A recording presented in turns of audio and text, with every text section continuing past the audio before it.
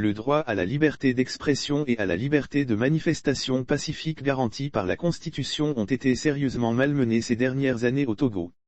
Des restrictions déjà imposées à ces libertés ont été exacerbées par le contexte électoral. Ainsi de 2018 à 2021, ces droits ont été bafoués. Au cours de la période 2018 à 2021, plusieurs personnes, dont 2 enfants, sont mortes au moment des manifestations publiques organisées par l'opposition et la société civile. Au cours de la même période, un nombre croissant de poursuites judiciaires ont été engagées contre des journalistes qui n'avaient fait qu'exprimer pacifiquement leurs opinions. Ces personnes ont fait l'objet d'enquêtes ou ont été inculpées et parfois condamnées pour des chefs d'accusation tels que la diffamation, l'outrage aux institutions de l'État.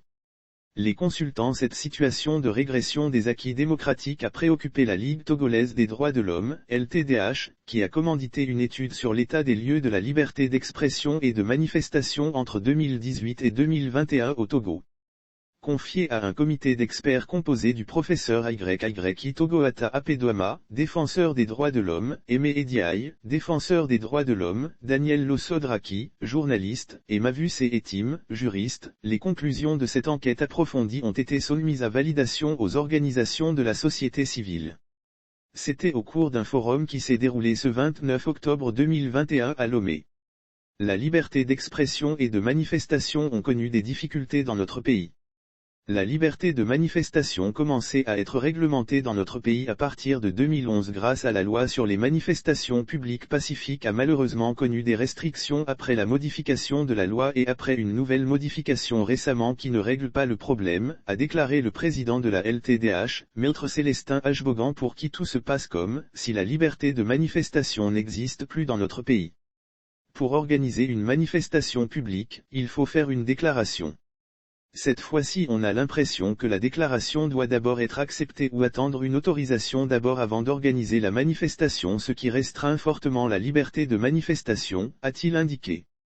S'agissant des atteintes à la liberté de presse, pour le président de la LTDH a dénoncé des poursuites à l'encontre des journalistes en violation du Code de la presse.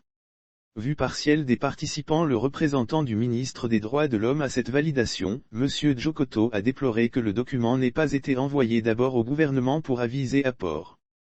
Cependant, il a marqué la disponibilité du gouvernement à prendre en compte les propositions pour l'amélioration de la situation des droits de l'homme au Togo. L'envoyé du gouvernement a été rassuré que le gouvernement aura la version finale une fois validée. Nous attendons du gouvernement qu'il prenne en compte les recommandations qui vont suivre le rapport. Nous allons collaborer et nous sommes prêts à les aider afin que les droits de l'homme connaissent des améliorations dans notre pays, a indiqué M. Ajbogan. Cette enquête a pour objectif d'améliorer le cadre juridique d'exercice des libertés d'expression et de manifestation, contribuer à la pleine jouissance des libertés d'expression et de manifestation.